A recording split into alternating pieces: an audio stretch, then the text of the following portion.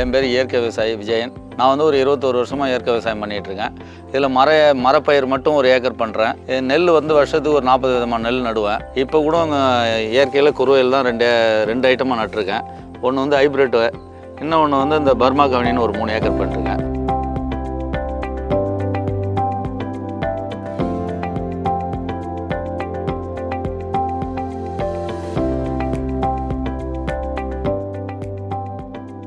என் பேர் கலைச்செல்வா. நான் வந்து 12th ஸ்டாண்டர்ட் முடிச்சிருக்கேன். இப்போ எங்கள் அப்பா பார்த்தீங்கன்னா கடந்த 20 வருஷத்துக்கு மேலே இயற்கை விவசாயம் பண்ணுறாரு. அவர்னால தான் எனக்கு இந்த விவசாயத்தில் இன்ட்ரெஸ்ட்டு.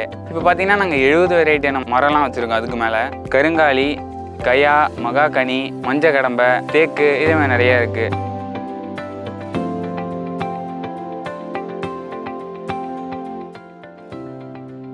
நாங்கள் உள்ளே இது ஃபுல்லாக நம்ம தோட்டம் தான். பின்னாடி மிளகாய் போட்டிருக்கோம், ஊடு பயிராக கருணக்கிழங்கு, மஞ்சள் அதை போட்டிருந்தோம். அப்புறம் வெத்தலை இருக்குது. வெத்தலை நம்ம போடுற வெத்தலையும் இருக்குது, சாமி கும்பிட்ற வெத்தலையும் இருக்குது. இந்த தேங்காய் வந்து இதேமாதிரி மதிப்பு கூட்டி வைக்கணும். அதுக்கு தான் விவசாயத்தில் நஷ்டம்னு சொல்கிறாங்க. தப்பு. இளநீ வந்து 6 ரூபா 7 ரூபாய்க்கு ஏன் கொடுக்குறாங்க? 10 ரூபாய்க்குள்ளே ஒரு விவசாயி தரமாட்டாங்க. இப்போ இதை வந்து நான் ஒரு 70 ரூபா ரேட்டுக்கு விற்கிறேன். இதேமாதிரி உங்களை மாரி வரவங்களுக்கு அன்பளிப்பாக அதை சாப்பிட்டு பார்த்தா உடம்பு நல்லது. இது வந்து ஒரு கேன்சரை குணப்படுத்தும்.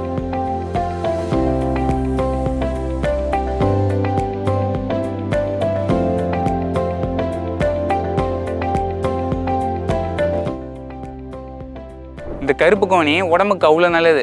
அந்த காலில் அரசர்கள் சாப்பிட்ட அரிசி கருப்பு கோணி மற்ற யாருமே சாப்பிட முடியாது, பொதுமக்கள்லாம் சாப்பிடவே முடியாது. இது ஏன்னா அந்த காலத்தில் போருக்கு போகிறவங்களுக்கு அவ்வளோ சத்தாக இருக்கும். இப்போ இந்த காலில் நம்ம கருப்பு கோணி சாப்பிட்றோன்னு வைங்க, 4 ஆள் வேலை செய்யணும். அது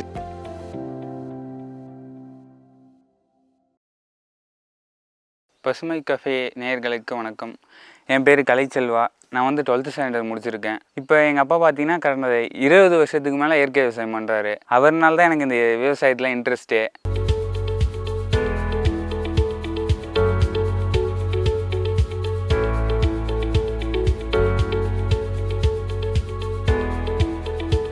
வணக்கம். என் பேர் இயற்கை விவசாயி விஜயன். சாத்தமலம், கடலூர் மாவட்டம், விருதாச்சலம் வட்டம். நான் வந்து ஒரு 21 வருஷமாக இயற்கை விவசாயம் பண்ணிகிட்ருக்கேன். மரப்பயிர் மட்டும் ஒரு ஏக்கர் பண்ணுறேன். நெல் வந்து வருஷத்துக்கு ஒரு 40 விதமான நெல் நடுவேன். இப்போ கூட இயற்கையில் குறுவையில் தான் ரெண்டு ஐட்டமாக நட்டுருக்கேன். ஒன்று வந்து ஹைப்ரிட்டு, இன்னொன்று வந்து இந்த பர்மா கவனின்னு ஒரு 3 ஏக்கர் பண்ணிருக்கேன். இந்த இயற்கை விவசாயம் பண்ணால் நமக்கும் நல்லது, நமக்கு சுற்றி இருக்கவங்களுக்கும் நல்லது. அதனால தான் நாங்கள் இதை பண்ணுறோம். வேறு லாப நோக்கத்துக்காக எதுக்காகவும் நாங்கள் பண்ணல. இது சாப்பிட்டா நம்மளும் நல்லா இருக்கலாம், அடுத்தவங்களும் நல்லா இருக்கலாம். அந்த காலத்தில் என்ன சொன்னாங்க, உணவே மருந்து, மருந்தே உணவு. அதை நம்ம இப்போ யாருக்கும் தெரியல.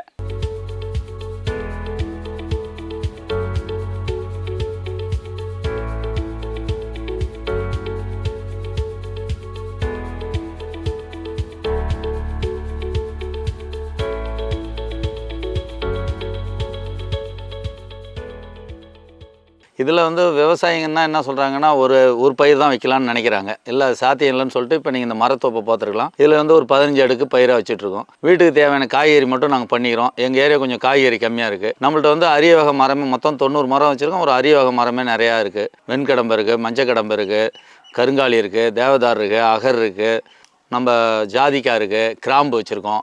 இதேமாதிரி பல விதமான இந்த ஏரியாவில் இல்லாத மரமாக நான் வச்சுருக்கிறேன். இப்போ வந்து தமிழ்நாட்டில் ஒரு 3/4 பேருக்கு தான் இது தெரிஞ்சிருக்கு. மீதி பேருக்கு இன்னும் தெரியல. தெரிஞ்சால் ரொம்ப சந்தோஷம். பணம் எவ்வளோ வேணா இருக்கலாம், நாளைக்கு சாப்பாடு தான் சாப்பிட போகிறோம், பணத்தை சாப்பிட போகிறது இல்லை. இதே மாதிரிலாம் கிடைக்காது. நிறைய பேர் சென்னையிலேருந்து கூட வராங்க இங்கே வாங்கிறதுக்கு. இப்போ பார்த்தீங்கன்னா நாங்கள் 70 வெரைட்டியான மரம்லாம் வச்சுருக்கோம். அதுக்கு மேலே ஸ்பெஷலாக சொல்லணுன்னா பூந்தேக்கு, கருங்காலி, கயா, மகாகனி, மஞ்சள் கடம்பை, தேக்கு, இதே மாதிரி நிறையா இருக்குது. நாங்கள் உள்ளே இது ஃபுல்லாக நம்ம தோட்டம் தான். பின்னாடி அப்புறம் இல்லை காஃபி இருக்குது, மிளகாய் போட்டிருக்கோம், ஊடு பயிராக கருணக்கிழங்கு, மஞ்சள் அதை போட்டிருந்தோம். அப்புறம் வெத்தலை இருக்குது. வெத்தலை நம்ம போடுற வெத்தலையும் இருக்குது, சாமி கும்பிட்ற வெத்தலையும் இருக்குது. அப்புறம் செம்பருத்தி, பூச்செடி எல்லாமே இருக்குது. இந்த இயற்கையாக ஒரு 22 வருஷமாக அந்த இயற்கை விவசாயம் பண்ணுறதுனால எங்களுக்கு நல்ல லாபத்தோடு தான் இருக்கேன். விவசாயம் வந்து நஷ்டம்னு நினைக்கிறாங்க. இல்லை, ஆள் பற்றாக்குறையினால தான் நஷ்டம் வச்சுரும். அதை விட்டால் இயற்கையோட நஷ்டம்தான். மீதி விவசாயத்தினால எந்த ஒரு நஷ்டமும் இல்லை. நல்லா திருப்தியாக இருக்கும், நல்லா வாழ்ந்துட்டுருக்கோம், பசங்கள் நல்லா படிக்கிறோம், நல்லா இருக்குது. இப்போ நம்ம வந்து உரம் போடுறதில்ல.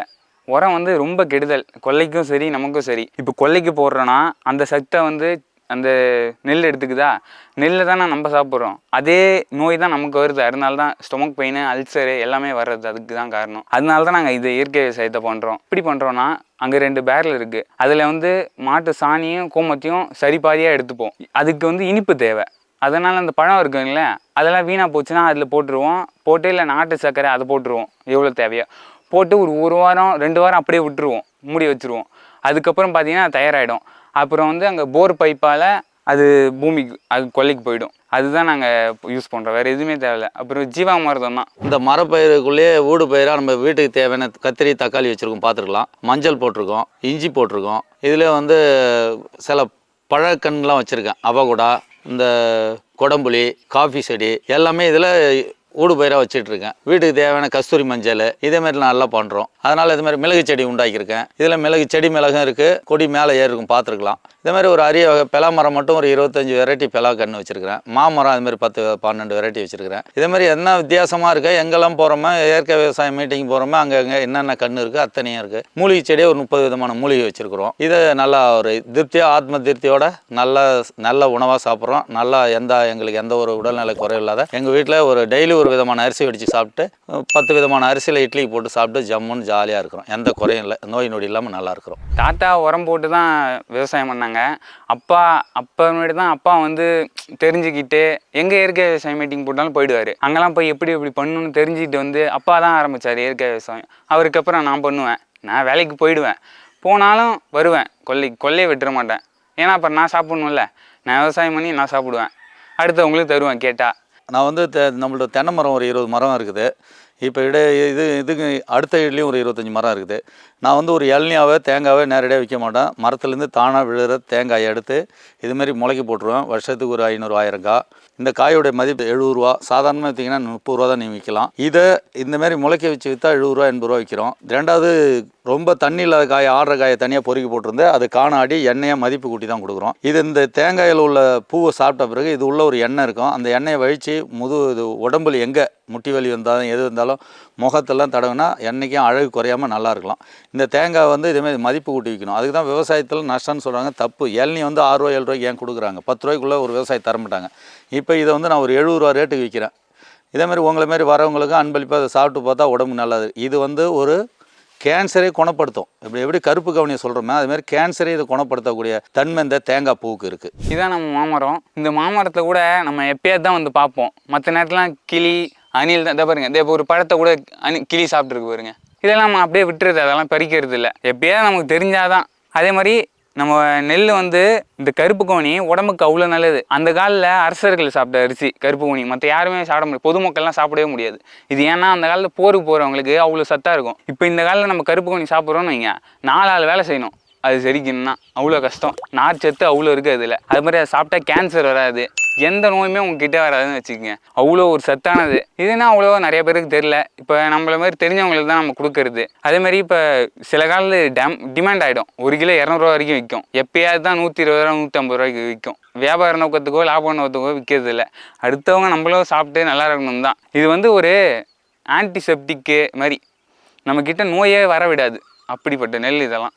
இது இந்த தேங்காய் எண்ணெய் சொன்னாலும் சார், இது மதிப்பு கூட்டி கொடுக்குறேன். இது லிட்டரு 500 ரூபா கொடுக்குறேன். இதில் வந்து ஒரு பச்சை தழை நேரடியாகவே ஒரு 13 விதமான தழையை மர உரலில் இடித்து காய்ச்சுறேன். பொருளாக போடணுன்னா கருஞ்சீரகம் போடுறேன், வெந்தயம் போடுறேன், வெட்டி வேர் பண்ணுறேன், மகிடம்பூ போட்டு இதில் ஒரு 15-16 விதமான பொருளை போட்டு விறகு அடுப்பில் மண்பானையில் காய்ச்சி தான் கொடுக்குறேன். இது லிட்டரு 500 ரூபா போகுது. நல்லா போயிட்டுருக்கு. நல்லா வாசனையாகவும் இருக்கும். உடம்புல வந்து வறட்சியாக இருக்கிற இடம், கால் வெடுப்பெல்லாம் இது கேட்கும் நல்லா. இது நம்மளோட நெல்லிக்காய் மரம் தான். இதில் பாருங்கள், இப்போ நம்ம எந்த மரத்துலையுமே பூச்சி மருந்து யூஸ் பண்ணுறது இல்லை. ஃபுல் அண்ட் ஃபுல் இயற்கை உரம் தான். மாட்டு சாணி, கோமியம் தான். ஆட்டுப்புழுக்கி காலையில் எடுத்து வந்து இங்கே கொட்டிடுவேன். அப்புறம் வயல்லையும் கொட்டிடுவேன். இது பாருங்கள் எவ்வளோ கொத்து கொத்தாக காய்ச்சிருன்னு. இதெல்லாம் நமக்கு கிடைக்கிறது எவ்வளோ பெரிய விஷயம் தெரியுமா? பூச்சி மருந்து இல்லாமல் ஃபுல் அண்ட் ஃபுல் உரம் தான், இயற்கை உரம் தான். அப்புறம் இது வந்து பார்த்திங்கன்னா இது பேர் பூனைக்காளின்னு சொல்லுவாங்க. இது வந்து காய்ச்சப்போ வந்து பச்சை கலரில் இருக்கும். அது நல்லா காஞ்சிடுச்சுன்னா இப்படி கருப்பு கலரில் வந்துடும். இது உள்ளே வந்து கருப்பு கலரில் விதை இருக்கும்.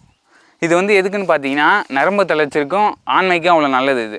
இது பார்த்திங்கன்னா நம்ம தேக்கு, இந்த களம் ஃபுல்லாமே தேக்கு தான் இருக்குது. இது தேக்கு பார்த்திங்கன்னா ஒரு 10 வருஷம் 5 வருஷத்துக்கு மேலே தேக்கு.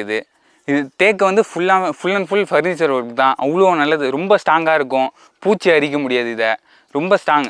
இப்போ நம்ம வீட்டில் கட்டில், பீரோ எல்லாமே இதெல்லாம் செஞ்சுருக்கோம். நம்ம கொல்லையிலே விளைஞ்ச தேக்க மரத்தில் தான் செஞ்சுருக்கோம். வெளிலேருந்து வாங்கி செய்கிறதில்ல. ஆளும் நம்மளே வீட்டுக்கு கூப்பிட்டு வந்து நம்மளே செய்வோம். அவ்வளோ சூப்பர் தேக்கு. மாமரத்துலேயே நம்ம நிறைய வெரைட்டி வச்சுருக்கோம். பங்கனப்பள்ளி, இமாம் வசந்தி, மல்கோவா, இதே மாதிரி நிறைய வெரைட்டி இருக்குது. எல்லாம் தோட்டத்தில் இருக்குது நம்ம வீட்டில். அது எல்லாமே ஒவ்வொரு வெரைட்டிக்கும் ஒவ்வொரு நன்மை இருக்குதுன்னு சொல்லலாம். எல்லாமே செம்ம டேஸ்ட்டாக இருக்கும். நம்ம எதுவுமே ஊசி கல் வச்சு பழுக்க வைக்கிறது இல்லை. நம்மளே இயற்கையாக பிஸ்ட்டு வந்து வைக்கல், வேப்பலை, சாக்கு மேலே வச்சு இது எல்லாத்தையும் வச்சு ஒன்று மேலே ஒன்று வச்சு நம்ம அப்படியே பழுக்க வச்சுருவோம். அது ஒரு வாரத்துக்குள்ளே பழுத்துரும்.